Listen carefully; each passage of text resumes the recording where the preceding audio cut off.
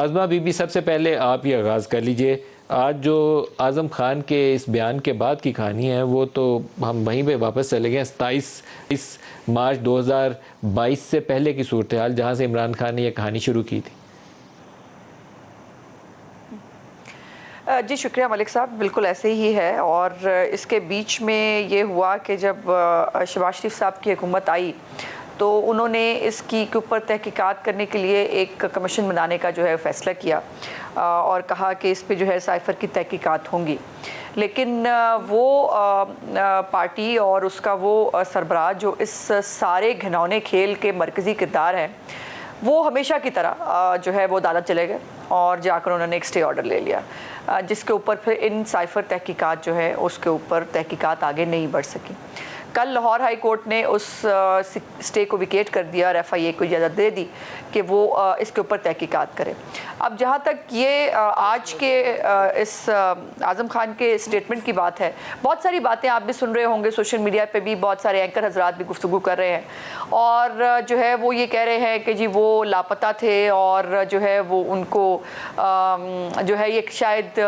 کوشن کے اندر جو ہے انہوں نے کوئی ایسی اسٹیٹمنٹ دی ہے. حالانکہ اور اچھا کچھ جو ہے وہ ان کو یہی نہیں پتا، اب یہ ان کی اگر لا علمی ہے تو اس میں حکومت کا قصور نہیں ہے کہ یہ کون سے مجسٹریٹ کے سامنے جو ہے یہ کب اسٹیٹمنٹ ہوا ہے. یہ 18 جولائی کو جی مجسٹریٹ فرسٹ کلاس ہیں عوید ارشاد بھٹی صاحب انڈسٹریل ایریا اسلام آباد کے، وہاں پر ان کے سامنے یہ اسٹیٹمنٹ انہوں نے دیا ہے. اور اس کے جب وہ 15 جون کو جب کہا گیا ان کے گھر والوں کی طرف سے کہ جی وہ مل نہیں رہے ہیں، اسی وقت حکومت پاکستان نے اور جو ہے ان کے گھر والوں کے کہنے کے اوپر 16 جون کو ایک ایف آئی آر جو ہے وہ درج کر دی گئی تھی 479/23 اور جو ہے وہ خود پیش ہو کر اعظم خان صاحب نے 18 تاریخ کو وہ ایف آئی آر بھی کینسل کرائی ہے اور انہوں نے یہ کہا کہ جی وہ اپنی مرضی سے اس سائفر کے حوالے سے پریشان تھے، چونکہ یہ ان کی بھی ذمہ داری شامل تھا. وہ اس عظمہ اگر آپ یہ دوبارہ دہرا دیں کہ یہ 18 جولائی کو اعظم خان کا بیان کس مجسٹریٹ کی عدالت میں اور کہاں کس شہر کے اندر ریکارڈ ہوا ہے، دوبارہ ذرا کائنڈلی دہرا دیں. جی عوید ارشاد بھٹی صاحب ہے جی، فرسٹ کلاس میجسٹریٹ ہیں انڈسٹریل ایریا اسلام آباد.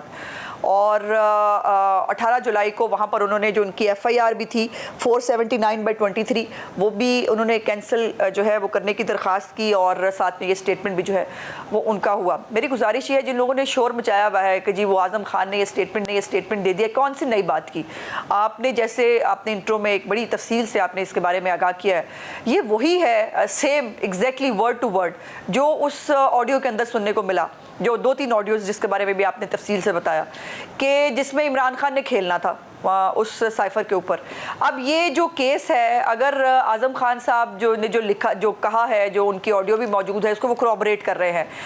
یہ بات سمجھنے کی ضرورت ہے کہ جو قانونی معاملات ہوتے ہیں اس میں کورابوریشن کی ضرورت ہوتی ہے، پروف کو کورابوریٹ کرتے ہیں آپ مختلف حقائق کے ساتھ. اب یہ آڈیو جو ایک تھا جس کو ظاہر ہے جس کی فورینزک ہونی تھی، جس کو پرسود کیا جانا تھا، اس کے اوپر اسٹے لے لیا گیا. اب وہ بھی ظاہر ہو جائے گی، ساتھ میں انہوں نے اسٹیٹمنٹ بھی اپنی آڈیو کو کورابوریٹ کیا ہے اور وہ انہوں نے تمام چیزیں وہ بتائی ہیں کہ کس طرح سے جو ہے وہ کہا گیا اس پہ بیانیہ بنائیں گے، کس طرح سے کہا گیا کہ جو ہے وہ ان کے مطابق، مجھے نہیں معلوم اب یہ درست ہے کہ نہیں،